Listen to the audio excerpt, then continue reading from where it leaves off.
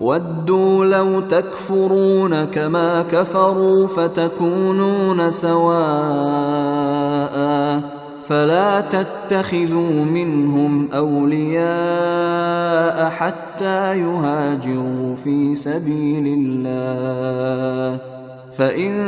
تَوَلَّوْا فَخُذُوهُمْ وَاقْتُلُوهُمْ حَيْثُ وَجَدتُّمُوهُمْ وَلَا تَتَّخِذُوا مِنْهُمْ وَلِيًّا وَلَا نَصِيرًا۔ یہ لوگ چاہتے یہ ہیں کہ جس طرح انہوں نے کفر کو اپنا لیا ہے اسی طرح تم بھی کافر بن کر سب برابر ہو جاؤ، لہذا اے مسلمانوں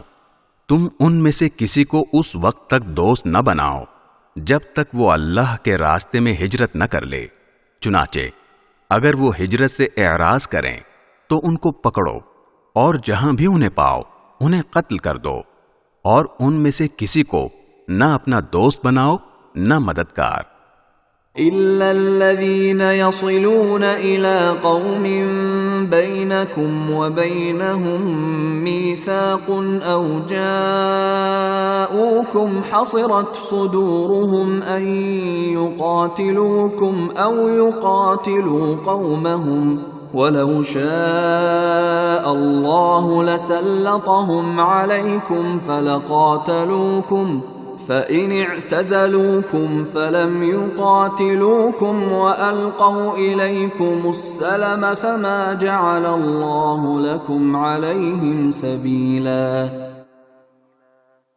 ہاں وہ لوگ اس حکم سے مستثنی ہیں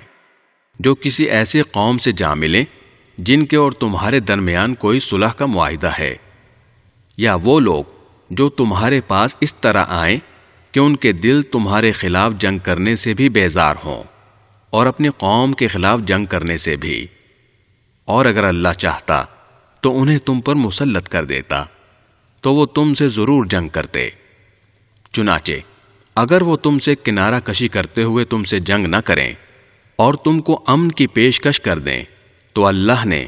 تم کو ان کے خلاف کسی کارروائی کا کوئی حق نہیں دیا۔